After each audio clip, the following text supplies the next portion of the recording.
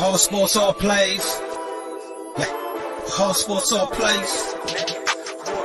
Whole sports all plays. 365, we making up plays. You talking the game, get you to the days. We're high in the court, the dime in the lane. Variety topics living the same. All presentation, sports information. Hitting the airways, taking the nation. Sport all plays, like working your faces. Grace at the field, so tie the laces.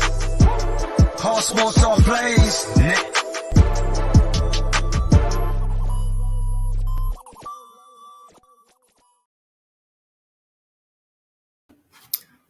What's going on, everybody? Thank you for tuning in to another episode of Throwing Hands here on the ASAP Network.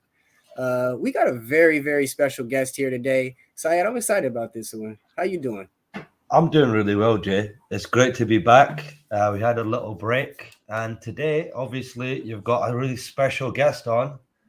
MMA referee, professional BKK referee. He works on Bellator. He's worked on some big events, so we're thrilled to have him today. Yeah, let's go ahead and bring him on. Let's go ahead and bring him on. Let's bring him on. Let's bring him on. Bobby, how you doing today?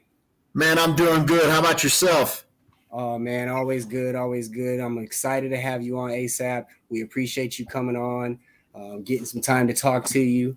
It's, not every day we get to actually get inside the octagon in a different perspectives and speak to an actual referee that is dealing with this on a regular basis and sees it from different angles. So we really appreciate you coming on here today.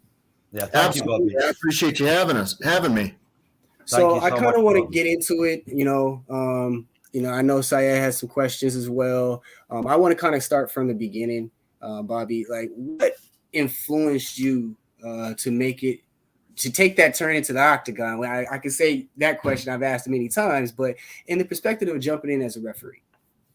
Sure. So it started when I was real little, not real little, but back when the first UFCs were out on VHSs, and I grew up in a small town in Illinois, and about, 20 minutes away, there was a wrestler that, everybody, was following. He was real good, and everybody was like, talking about him all the time. His name was Matt Hughes. Oh. So Matt's only a couple years older than me, and he did tremendous things in his small town where he's from. And we lived real close.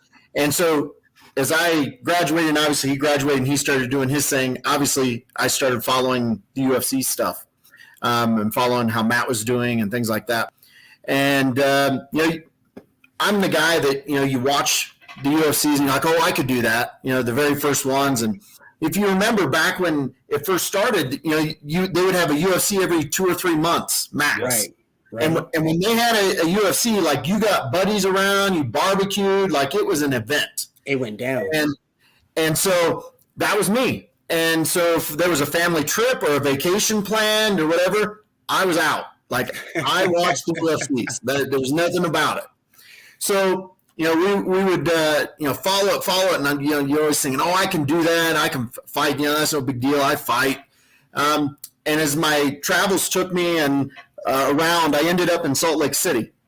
And one of Matt Hughes's, old teammates, Pat Militich's group, was Jeremy Horn.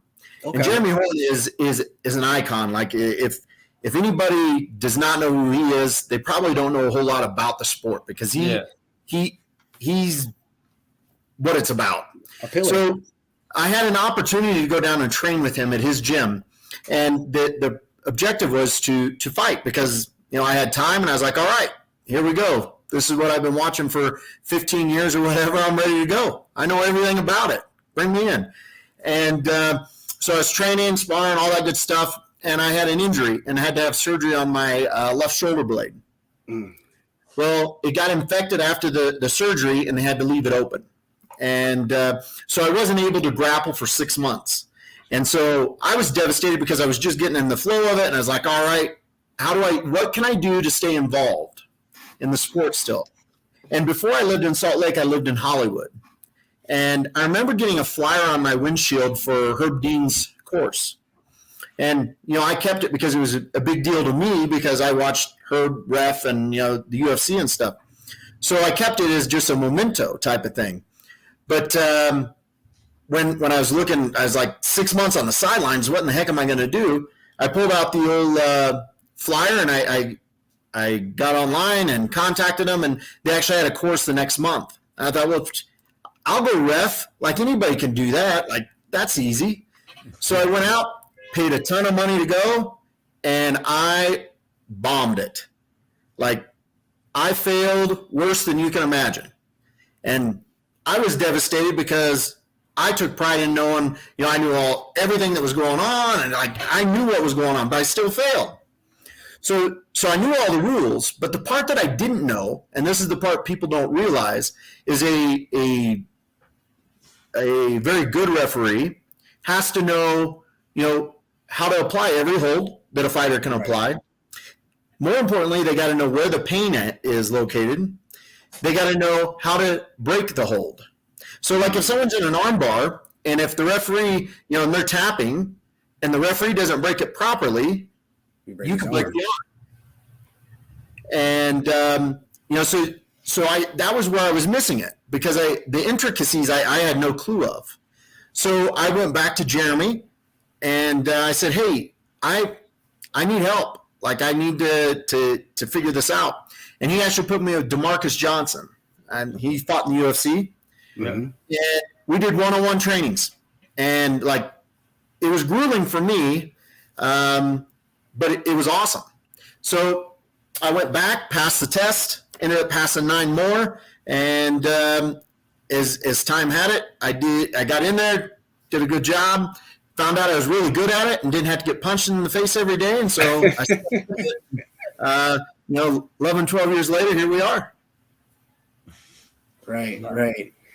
I mean, and see, that's good to hear, because I'm sure for the average fan sitting out there, they didn't think that you would actually have to go to those levels of knowing each hold, knowing the break points, knowing the pressure points.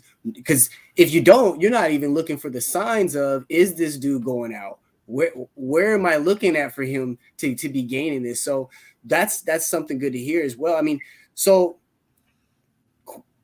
did you kind of dig deeper, would you say, as to become a ref than you were as the portion of training to become a fighter?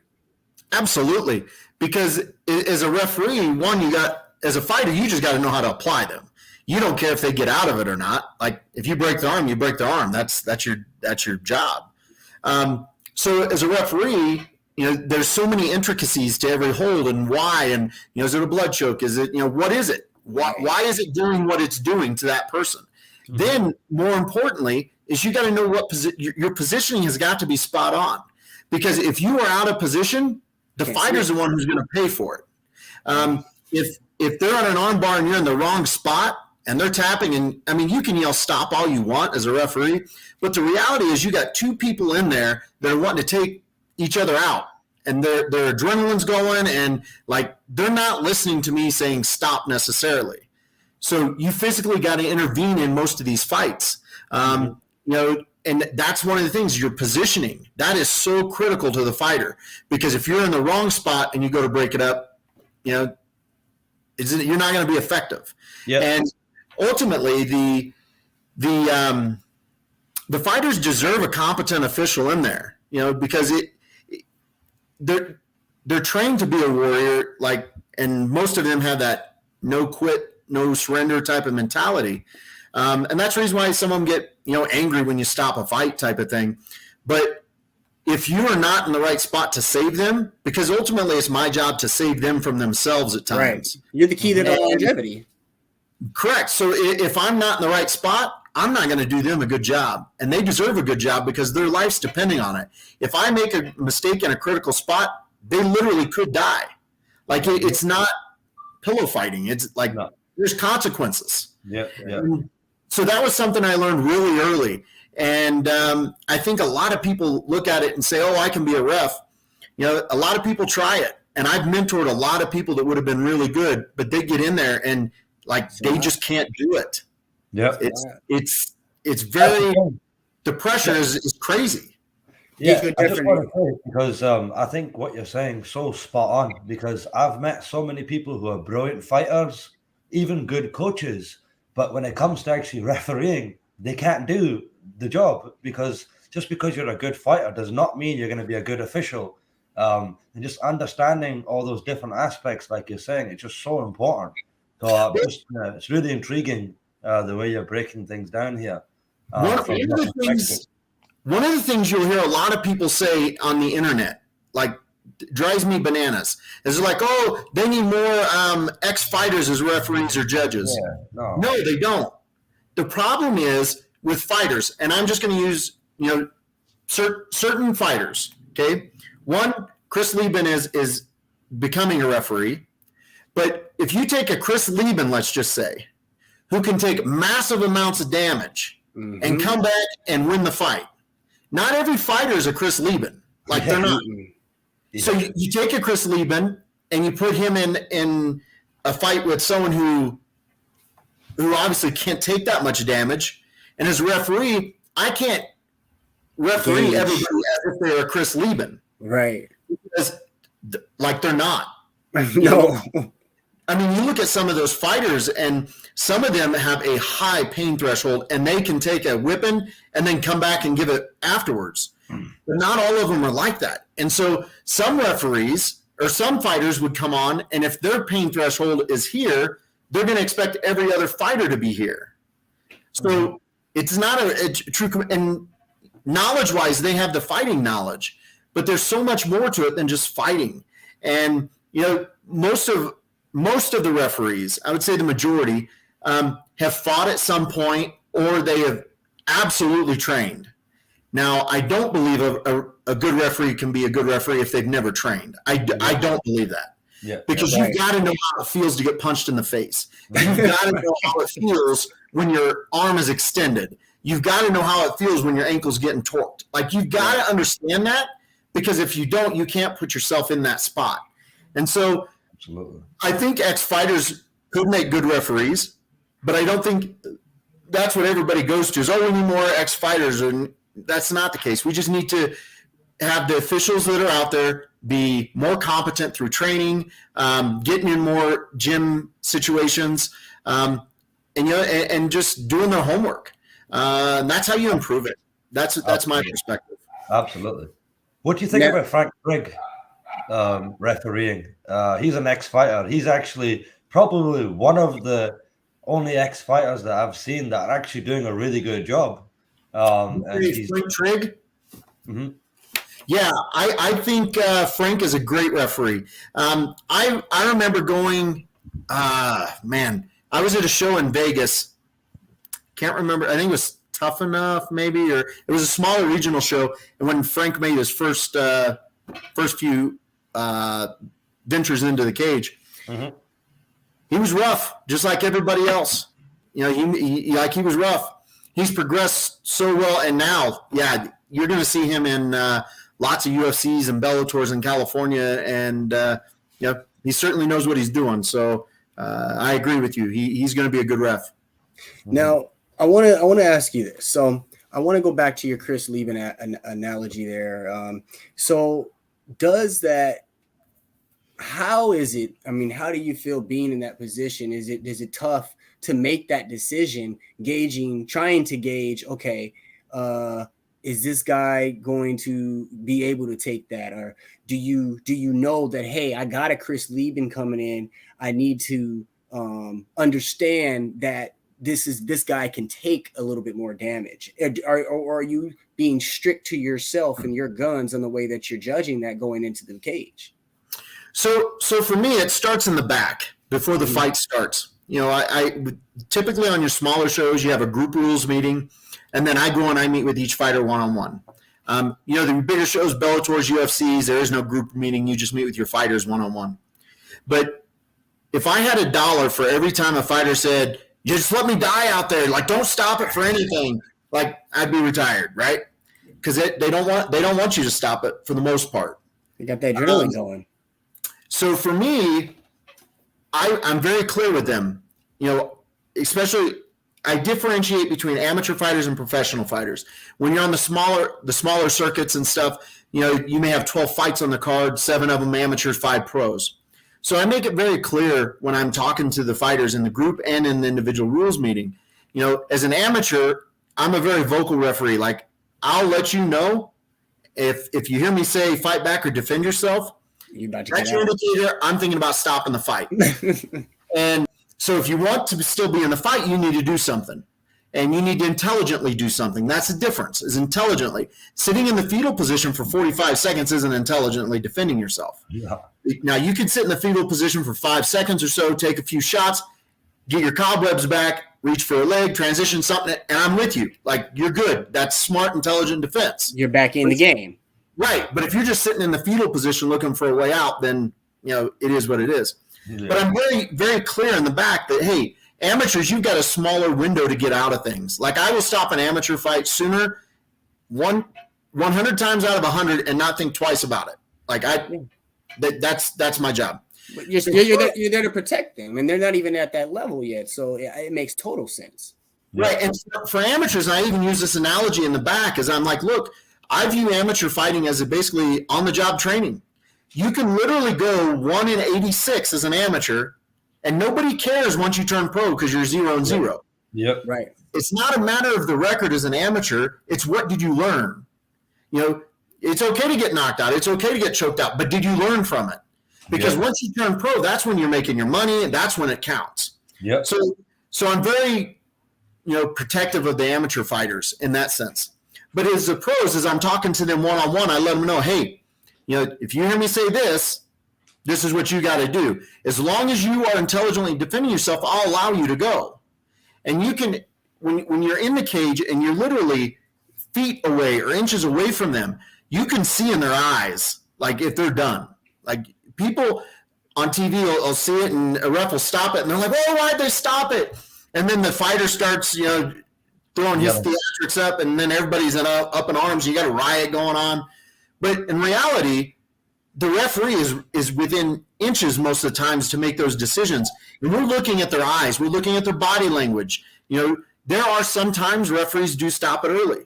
And that's a shame. And, I guess it is what it is. But for the most part, as a referee, if we're watching the body language and we're watching their eyes and we're just watching the body of work that's happening, I'm gonna feel like I'm gonna stop the fight right every time. And the fans, and I tell this in the rules meeting as well, half the people in the room is gonna love me, half of them are gonna hate me. They're gonna think I stopped. Even if you tap, half the fans are gonna think I stopped it too soon. Yeah, it is. And I'm okay with that. I'm okay being the bad guy as far as that goes, because I'm there to protect the fighter. So you'll know some fighters, like if I were to referee a leave-in fight, so to speak, I would know that he's got more pain threshold and that he's more able to sustain and take shots and then come back.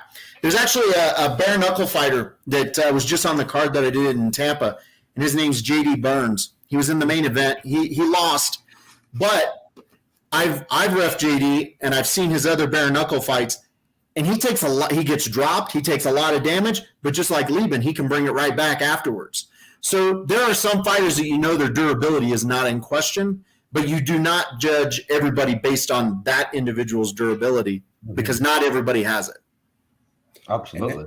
And that puts it in perspective, because we can, and the fans have to be aware of that as well. We know the difference between a Chris Lehman chin and other guys' chins, at most of the other guys' chins. I mean, it's a big difference. And you got your Diaz's, you got those brawlers, and it's good to hear that from the perspective of you, because I know that's what a lot of people think. You know what I mean? That's what a lot of people think going in. Absolutely. I want to ask you a question, Bobby, if that's okay. I just want to ask you. I want to ask you about basically the worst situation that you've had to deal with, regardless if you are right or wrong or whatever. But I just want to ask you about the most difficult situation you've had to deal with post-fight, in terms of coaches maybe bothering you, fighters, I don't know, any kind of commotion. What's the worst kind of commotion you've had to deal with post-fight when you've been refereeing? So I'll give you two. One of them wasn't really, I guess, catastrophic to me. It was the very first UFC fight I did, and it was Devin Clark versus Alex Nicholson, I believe, and it was in Sioux Falls, South Dakota. It was the first fight of the night, and Devin Clark was making his UFC debut as well. And what people don't realize is I had ref Devin's fights, I bet 75% of his fights before then or more. Like, I've been in the cage with him numerous times. So you knew what to expect. Right. And if you go back and watch that fight, he's winning. Like, hands down, he's winning the fight. First round, 10-second clock clips, and he gets rocked, and he gets dropped by Alex. And Alex hits him again, and he goes out for a split second. I stop the fight. It's at 4:59. Okay, first round. That's my first UFC fight. I've never had 20,000 people booing me in my lifetime. And that happened. And so for me, that was rough because, one, I knew I did the right thing. And if you go back and watch it 100 times, you'll say, yeah, perfect stoppage. But in that moment, my nerves are already going because it's my first UFC fight. And he's the hometown guy. Right. And it was crazy. And after the fight, obviously, I went in the back and, Devin was like, oh, no, you did the right thing. And his coaches were great. And again, I'd ref so many of his fights. Like, we knew each other. Yeah. So that was crazy. But I would say the worst fight I did as far as end result is I had a guy, he was in guard, full guard, and the guy was tying him up, and he was frustrated. And I think this was like the fourth round at this point, and he was down, like he was getting the worst of the situation. So the guy's got him wrapped up, and he's not letting him do anything. And so the guy on top, who's losing at this point, takes his head back and just smashes his head right into his chest. Like, as hard as you can imagine, WWF style, that's what happens. And I'm standing there like, no one, oh crap, did that really just happen? So then you call, obviously I'm calling timeout and I'm separating him. Then the other guy's pissed and he's trying to come over. And, I'm trying to, one, I've got to assess the fighter that just got fouled, right, number one. And then two, this guy over here who's fouled him is trying to come over and he's yelling and his corner's yelling and the fans are going crazy. And I'm like, okay, we got to take a step back. So I finally get everything separated. I'm like, hey, you stay right here or I'm going to disqualify you. And I'm talking to the injured fighter or the guy who got headbutted. He says a few choice words and he says, I'm going to kill that guy. I go, okay, well, the good news is you're in the cage. You have to get a fight. That's what we're going to do here. But I just need to make sure you're okay. Then people start throwing shit in. Oh, no. And I'm like, okay, this isn't going well, right? So I'm trying to calm him down, and the other guy's just egging on the crowd, flipping him off, grabbing his crotch, and I'm like, oh, my God, this is bad. And so I'm getting him settled down. I'm like, look, you got to just stay calm for a second. So I go over to the other guy, and he's still John. And I'm like, look, what are you thinking? Like, what are you doing? What went through your head? Right. And he smiles at me and he says, look, I know I'm losing the fight. I got to do something. Right. And then he starts yelling again across the way. And everybody's starting to get like, he was the main event and he probably sold 70% of the tickets. Yeah. So every time he starts, all of his supporters start, even though he was clearly in the wrong, right? So I'm like, oh, my God, what am I going to do? Number one, it's an intentional foul. Like, there's no doubt about it. So an intentional foul, you got two options. If there's an injury and the fighter can't continue, you disqualify him. That's not a question. The second one is if the fighter can continue, then you take away a mandatory 2 points because it was intentional. Like, you can't say, oh, I poked him in the eye. It was unintentional. I mean, you reared your head back and you nailed him. So now I'm thinking, I'm going to take 2 points away from him, and this place is going to come unglued. So I go over to the commissioner. I'm like, look, here's the situation. You know, I got to do it. Just be prepared. He's like, yeah, okay. And so I go in, I take the 2 points, and sure enough, shit's coming in the cage, you know, everything. Commissioner gets on the microphone, calm it down. Arena, it took like 10 minutes. It like totally crazy long time. He got to rest. Right. So then the fighters reconvene, right? The other guy puts him to sleep. The guy who got fouled, you know, and the other guy that was fouling, he literally put him to sleep. So then, at that point, I'm having to break the hold because the guy didn't tap. He was not going to tap, right? So now I'm breaking the hold, and he's not wanting to let go. Like he's like he fouled me. I told you. Right. So I'm physically breaking him apart, and then he gets up and he's pushing, and the guy's still asleep. And I'm like, man. So we get that situation, obviously, and the commissioner and the inspectors come in, and they help keep everything separated. But that was probably the craziest. I waited inside the cage till most of the people left that night, so I wasn't leaving. That story alone, and it's good to hear you like that because I've seen him, and I always wondered, like, I wonder if he just told the ref, like, hey, I was down bad. Like, I didn't have nothing else to do here. Right, and that's the thing. Most of the fighters I have a really good relationship with, whether they win or they lose, whether they throw theatrics out there or not. But fighters are very honest with me anyway, and I would say most referees, like, they're very good guys and they're very humble guys.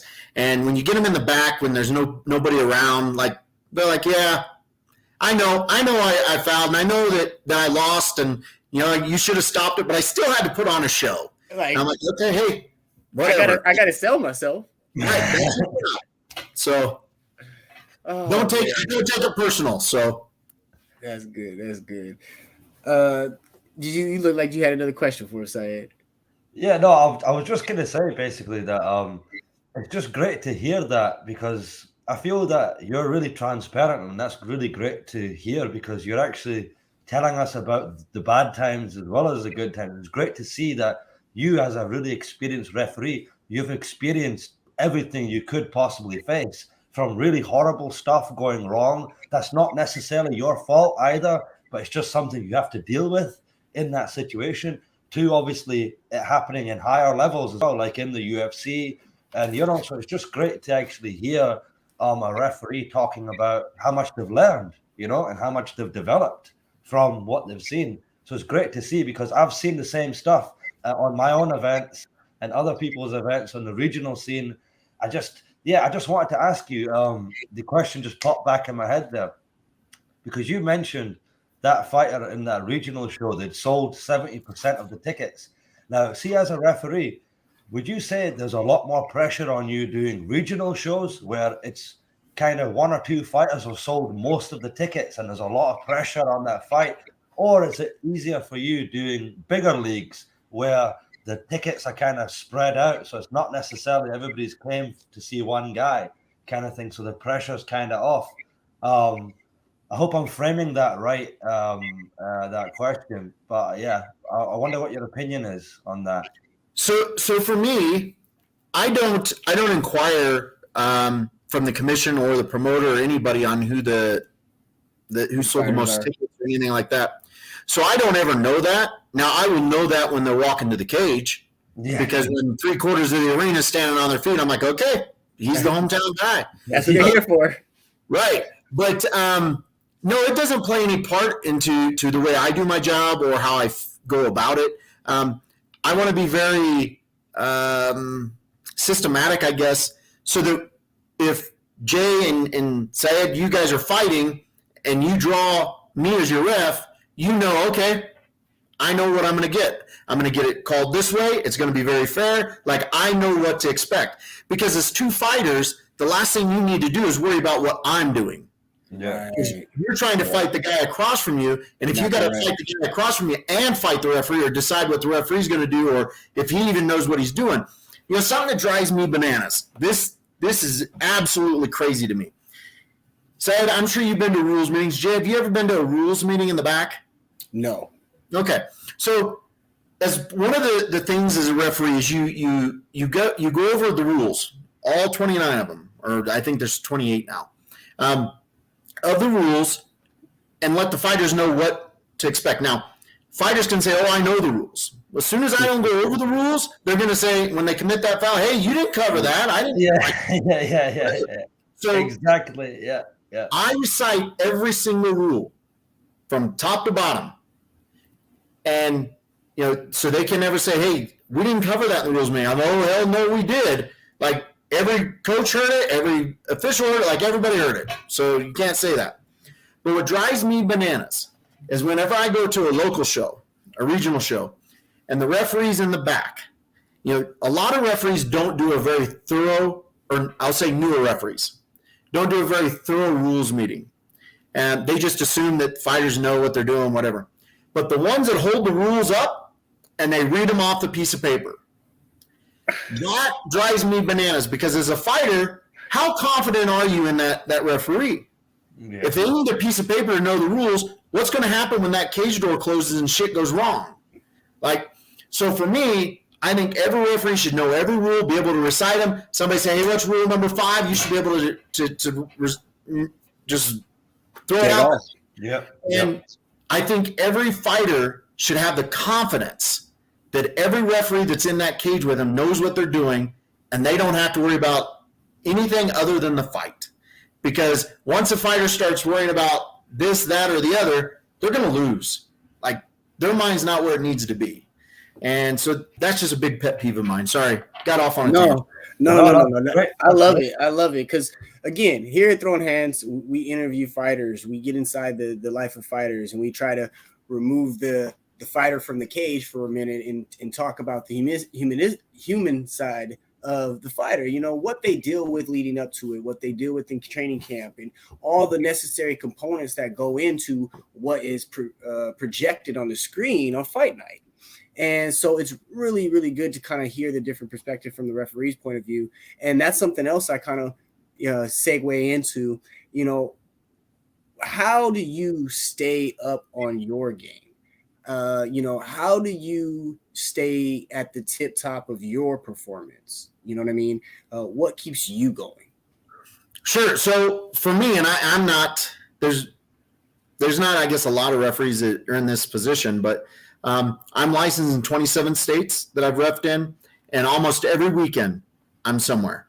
And so for me, I stay very crisp because I'm in there and I'm practicing it and I'm, performing it. Some referees that will do it once every 2 or 3 months, they're rusty. And, it takes them 4 or 5 fights to get going. And then by the time they get going, the fights are over. So for me, it's just activity. And, my schedule is crazy, and not a lot of people could do the schedule that I do. But I do, and that's how I stay very, up to date. And I watch, like if something crazy's happened, like a new hold or a new move or something, new submission, something, I'm watching it and I'm analyzing it, and I'm, communicating with other referees. And, that's one thing about our community is it's a very, small, tight-knit community. I can reach out to another referee that was put in a situation and ask them, "Hey, what'd you see?" One thing you won't hear from me is me putting down referees. I won't do it. Not in public, not in private. I'm not going to do it. Whether I agree or disagree with what they did, I'm not going to do that to them. What I will do is I'll reach out to them one-on-one and talk to them and say, "Hey, what did you see? Why did you call it that way?" Because maybe they've seen something and I can learn from it. Right. Because on TV or however it looks, that isn't always the way it is. That's the reason why, I'll ask them firsthand, "Hey, you were 6 inches away. I was not. What did you see? Why did you make that call?" And sometimes they'll say, "I screwed up." Point blank, that was a mistake. Or they'll be like, "Hey, this is why I did this. This is what I saw. This is where the body language, this is what it was telling me. This is what the eyes showed me." And you're like, "That was a good call then. Like, great call." Now, that also brings me, now we're talking about good calls, bad calls. Do they get reprimanded? Is there like, do they get like a point, or how is that looked at, when there is a bad call done? Sure. So it's commission by commission. Obviously, so for me, I work for each commission. I don't work for the UFC or Bellator. Now, the UFC or Bellator can say, hey, we want Bobby to ref this fight or this card, but it's up to the commission to select those officials. Right. So when you see like Herb do most of them, the UFC is not bringing Herb in. Yep. The commission is. Mm-hmm. UFC may say, hey, here's a list of X number of referees we would like to bring in because, one, it's our product and we know these guys are good referees. Right. But it's up to the commission to bring them in. So some commissions will have a meeting afterwards. Like we'll talk, all the officials, referees, judges, if there's a bad call on the judging side, and then we talk through it. Hey, what happened? Why'd you do this? Whatever. If there's an egregious call made, and you've seen it on some of the UFCs, they'll pull the ref. They won't ref any more fights that night. And some commissions will come to you and say, hey, your performance isn't really good. So what you need to do is you need to do, another training course, or you need to do this before I'll allow you to ref again in my state. So the commissions can hand out the punishments and stuff, but there are absolutely consequences for bad performance. They may not use you again, or they may say, hey, you need more training.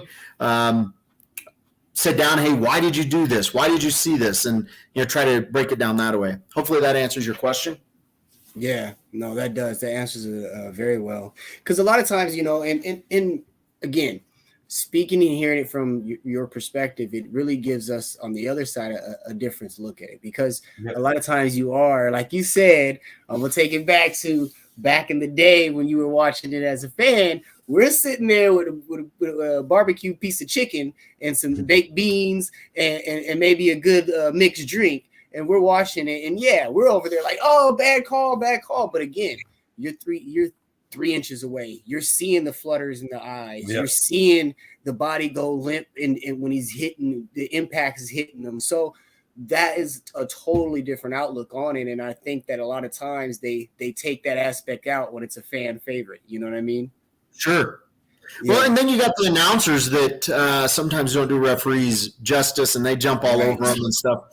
And I will be the first to tell you, referees have got to stay, and judges as well, but referees, they've got to stay in tune, and they got to stay up to date, because just like back at UFC 1, let's just say, those fighters couldn't compete today because the skill set is completely different. Yeah, right. They were one-sided fighter. Like, you were a one-trick pony. You took your style in, and you fought their style, and that's how it went. Now you can't do that, because these fighters have been training from 13 and 14 years old of all the disciplines. So just like fighters are, referees need to stay up on their game, and there comes a point where it passes you by if you don't. And at that point, that's when commissions need to make hard decisions, and even if you're not doing your job as far as protecting the fighter, then it's time to step aside and do something else, because you can't afford to cost someone their career because you were out of place, or you weren't quick enough, or you had a mental lapse or anything. I mean, you just can't do it. Yeah. I just want to ask Bobby, see people like Steve Mazzagatti and obviously Mario Yamasaki, why are they, well, obviously now they don't get that many jobs now. I haven't seen them that regularly at UFC events nowadays, but why do you think it took the commission so long to do something about them, like stop giving them so much work? I think for the sport, it's evolved immensely. And back in the beginning, the UFC, most of their shows were in Las Vegas. Like, they didn't do a lot of traveling. So you had a very small pool of officials. Mm-hmm. Now, everybody gives Steve Mazzagatti a lot of crap and says, whatever. He is a very high-level kickboxing referee. Yep. Like, if you have a kickboxing show, that's the referee you want to bring onto it. Like, very good. He's been put in some situations that some self-inflicted, some not, that he's taken some rap for, but he is a very good official. Just, as I said, time passes you by in some instances, and maybe that's the case, maybe it's not, I don't know.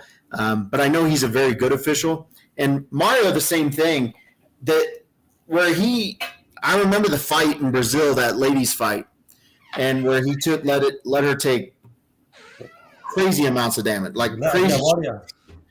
And that was kind of his unfolding. But I know that he took a few years off, and I know he's getting started again. So I think you might see him resurface. I know he's doing some, smaller shows and stuff, but I think he needed to recharge his battery. Mm-hmm. And that definitely happens to everybody. So long. Yeah, they've been doing it for so long. Like you said, it makes a lot of sense. You brought that up. That the UFC was doing a lot of their earlier shows in Vegas, and they only had a small pool of guys who were getting overly used almost, and then later they started to use more foreign guys like Mark Goddard. Gets a lot of work with the UFC, obviously. So they started bringing more overseas referees over. But at the beginning, Mark Goddard wasn't doing it. It was only Big John McCarthy, Mario Yamasaki, and Mazzagatti, and a few other, Herb Dean. There was only a few guys really doing it, like you said. Eve Levine. You bring up Mark Goddard. He was a fighter, and he's one of them that was a fighter that transitioned, and he's a very good referee. And so, there are some ex-fighters that turn into be just phenomenal. Herb Dean fought. I was going to say Herb. A lot of people don't know that, but he did. So, there are some examples of ex-fighters that have turned into be just phenomenal referees. Yeah. No, Herb's one of my favorites too. Now, Bobby, I want to ask you, because I know you do the bare knuckle, you do Muay Thai, you said, right? You do UFC, you've done Bellator. What other ones have you done? Oh man, I've done LFA, Titan, the BYD. I did the first Valor, the Ken Shamrock bare knuckle. Yes, nice. Yes. I got a BKFC coming up, 2 of them actually. Okay. I've done a lot, and then the smaller regional shows. There's so many, and there's so many that do a very good job, and they do a great job. I want to ask you a question. Another promotion. It's just popped in my head. Sorry. So, Bobby, I just want to ask you. So, you've done a lot of events, obviously, from regional to high-level ones. I just want to ask you, who's the biggest name you've refed at a small event that went on and became a big name in the UFC or Bellator or whatever? Man, there's a lot of them. So, like Bilal Muhammad. Oh, nice. I refed him at a Titan show. Nice. Obviously, Devin Clark's done well. Courtney Casey. Yep. There are so many. I've done over 5,000 fights now. So, man, there's a lot. Yeah, you can't remember. The list is just going to keep growing. The list is just going to keep growing. Yeah, and that's the greatest thing about doing the small shows, and that's the reason why I love them. One, it's the lifeblood. Without the small shows, there is no UFC or Bellator. Right. Yep. But you get to see these fighters that are hungry, and you're doing their amateur fights, and you know when you're in there that they're going to do something. Like there's no doubt in my mind that I'll see that kid or that lady later down the road in a bigger show, and it happens all the time. And that is so exciting for me because I do ref all over the country, and so I get an opportunity to see a lot of them. And I'll be watching them. I did. Rafian Stotts. Fights out of Rufus in Milwaukee. He's the main event for Bellator. Yeah. Okay.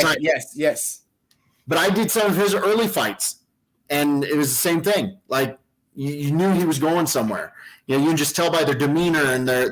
I did Sean O'Malley before he. Nice. Yes. Nice. I did. He fought in North Dakota, and I did his fight. It was a Four Bears Lodge and Casino. I think it was called something MMA Beatdown or something. I forget the name of the promotion. But I did his fight, and then after that fight, I think he had one more, or maybe that was his last one before he went on the Contender Series. Nice. So that you see a lot of these people and just their demeanor and the way they conduct themselves and the way they handle themselves in the cage. Some of them face adversity and they handle it like they've been there 150,000 times, and so you're like, okay, I'm going to see that guy later. And it happens. So it's exciting. Yeah. Now, before we wrap things up, I kind of want to switch gears for a second. Here on ASAP, we like to speak to the youth as well. We have kids that watch our shows here and there and catch it, and we want to inspire them to be great as well. So what would you say to a young kid out there that is looking at, you in your position and looking at other guys like yourself, like the greats that you named, Herb and the rest of them, and want to come to take that journey? Sure. So one of the things I actually do, and I absolutely love it, is some of the cities that I go into, I'll go in and talk to the Boys and Girls Club the day of the fight, or the day before, go in and talk to them for an hour or so, answer questions and just hang out with them and stuff. That is awesome. Like, there's nothing better than spending my afternoon talking to kids. And, I grew up in a very rough situation as well. Didn't have a lot, so I can relate very well with most of those kids. And so I can honestly say I was in their shoes. And so that allows me to relate to them. And I love it. You've seen pictures on my fan page, of visits and stuff. But the number one thing I tell them is, don't let anybody tell you no. Like, do not let anybody tell you can't do something. If you want to do it, I give them my contact information. And, if you want to learn to be a ref, I'll help you. Like, there's a lot of people who are very territorial and don't want to help, referees. Look, I can't do this for the next 30 years. So I would be more than happy to help, bring up people, bring up kids. And so that's the biggest thing I tell them, is to believe in yourself. Don't ever let anybody tell you no. And, I give them my information. Contact me if you're nervous about a test you got coming up, your math test or whatever. Reach out to me, because they are the future. Right. Whatever they're going to do, they're going to be the future. And so I'm very passionate about that. And, I love going back and talking to the kids that I've seen 5 years before, and now they're 18 or 19, and they're sending me messages saying, hey, just I'm going to the University of so-and-so, and, I'm studying this. And, that's exciting because, it just does something. It makes what I do worthwhile. And, I do have a platform to help them in a sense. And that's absolutely my passion. So I'm glad you asked that question, because every city I go to, I try to get into a Boys and Girls Club if I can. Sometimes they'll contact me, and, if I'm able to time-wise, I get in there and hang out with those kids and talk to them. So, well, next time you come to Arizona, let me know. I have a couple of my home Boys and Girls Clubs. I would love for you to come speak with them. I would absolutely love it. And if I'm not reffing down there, we can set something up. I'll fly in and hang out with them. Like, it's the kids are important. Yes, they are. I got just one thing I just want to ask quickly, Bobby, if that's okay. I was just going to say, see, to any young referee maybe out there, let's just say, who's getting a lot of stick or made a really bad call somewhere, and they're dealing with the aftermath of that. What advice would you give as a veteran referee? What advice would you give to that young referee who's up and coming of how to deal with that situation and how to move forward? Sure. Number one, you got to acknowledge if you've made a mistake. That's the only way you can learn and move forward, is if you acknowledge it and learn from it. Because if you're put in that same situation and you make that mistake again, it's no longer a mistake. And so that's my biggest thing. Is I talk to refs who, it can be brutal. A lot of people don't realize some of the messages we get. Death threats, threatening family, like it's stupid, and it's all over a fight. The person sending me the threat had nothing to do with, like, not even you. So that's the thing, is acknowledge it, learn from it, and ask questions. Like, if I'm questioning something I've done, I will take the video clip or whatever, and I'll send it to some experienced referees as well, some of the bigger names, and ask them for help. Like, hey, did I do this right, or did I miss it? Like, from my perspective, this is why I did it, X, Y, Z. But did I miss it? And, you get feedback, and that's the only way you can grow and the other thing is, if you're not open to constructive criticism from people who are successful, you're never going to get over it. So that would be my answer to that. Okay. Thank you. Thank you so much. Beautiful. So Before we wind off, close everything out, I mean, I want to give you a few minutes to kind of speak on what, because I know you are involved with a couple foundations. I know you do a lot of things in the background outside of just being a referee. And here we always like to separate the ring from the person. So tell us a little bit about what you do as well. All right. So as I said, the Boys and Girls Club, I've probably been to 15 or 17 of them across the country over the last couple of years. That's really important to me. I work with a foundation called the Lane Logan Memorial. They're out of South Dakota. They provide service dogs for soldiers that return back with PTSD. And, so I'm really thankful for what our servicemen and women sacrifice for us. And so anything I can do to give back, I absolutely will. Another one a couple more that I do is I like to work with Fighting for Autism. I'll bring families with children that have autism to fights. I'll meet them. I'll sign stuff for them. I'll do, dinners with them, whatever it is. When I come to their town, it's important again to give back. And, if you don't understand the spectrum and things like that, it's important. And, I've got a lot of respect for those children and for what they endure, and the parents for what they do. And so anytime I can meet with them, and you'll see some of the meetings I've had on my fan page as well. And then another one is this one is a little more difficult, but certainly dear to me, is going to children's hospitals and meeting with kids that have cancer. I like to hang out with them and talk to them and hear their story and hear their parents' story. And it's heartbreaking because sometimes you'll hear, months later that they didn't make it, and their parents will message you. And that's hard because you form that bond and the relationship in that short amount of time. But if I can go into there and put a smile on their face and, they can ask me questions or I can tell them a joke, like nothing else matters to me at that point. And there are some that have beaten their cancer and we still talk to today. And, I still get together with them and their families and stuff, outside where there's no camera, there's nothing, I'll just meet up with them and go to dinner and stuff like that. So those are the things that are really important to me and I'm passionate about. And, anybody listening or watching, if you know anybody that's got a child with autism, let me know. If you know it, like you, Boys and Girls Clubs, I'll come down. Like it doesn't have to be around a fight. I'll fly in on a Wednesday, hang out on Wednesday afternoon at the club and play basketball and you talk to them, answer any questions. Like it doesn't have to be just around a fight. So hopefully that answered that. No, that was beautiful, Bobby. And that's why I asked that question. I mean, there's a lot of things that are above and beyond the sport, and utilizing that platform to give back is such a great thing. There's so many people out here that need things like that. So I appreciate your services. I'm sure a lot of people else out there that you've already touched do the same. So we definitely appreciate that. Absolutely. But I really I'll speak for everyone at ASAP. We appreciate you coming on our platform. Thank you so much. And giving us your time to speak and letting us in on the inside of the octagon from the other perspective. That 3 inches away. You see it from a whole different point of view. Yeah, different perspective.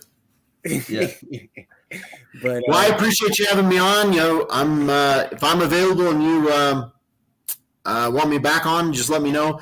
Typically, if I'm traveling for a fight on a Friday and it's a Thursday, I usually have my laptop anyway, so it's no problem to hop on no matter where I'm at. So, well, we'll definitely speak. I would love to have you on more often. And like I said, Syed's out there in the UK. I'm out here in Arizona. Where are you at, Bob? I'm in Colorado. Colorado. Oh, so you're on the West Coast too. Right. See, so we can make this triangle happen again. And we need to get to the UK, Syed. Yeah, absolutely, Bobby. Honestly, it would be an absolute honor to have you over to the UK to referee on my show at some point. That would be absolutely amazing. If we could make that happen, I'd be thrilled, and my brother would be absolutely thrilled as well, who runs the league with me. So yeah, absolutely. Send me a message and let's get it figured out. And we'll bring Jay over too. Hey, I'm on my way. We'll do a live stream from there. thank you so much for coming on and speaking to us. And thank you so much for your kind words and telling us about your story. It's been amazing. I've enjoyed this so much. And I can tell Jay's had a great time too. It's been amazing having you on. Awesome, honestly. Well, I appreciate it. And if there's anything I can do for you, let me know. All right. Well, guys, for everybody else out there, that's another episode of Throwing Hands. Remember, we'll be right back here next week, same time. Don't miss it. And add us on Facebook. Add us on your favorite social medias. And remember, Tiki Live, Viva Live, watch us on TV as well. So till next time, Syed, Jay, and our special guest, Bobby. See you later, guys. Whole sports, all plays. Yeah. Whole sports, all plays. Whole sports, all plays. 365, we making a plays. We talking the game, get you to the days. We're high in the court, the dime in the lane. Variety topics, living the same. All presentation, sports information. Hitting the airways, taking the nation. All sport, all plays, like working your faces. Grace at the field, so tie the laces. All sports, all plays.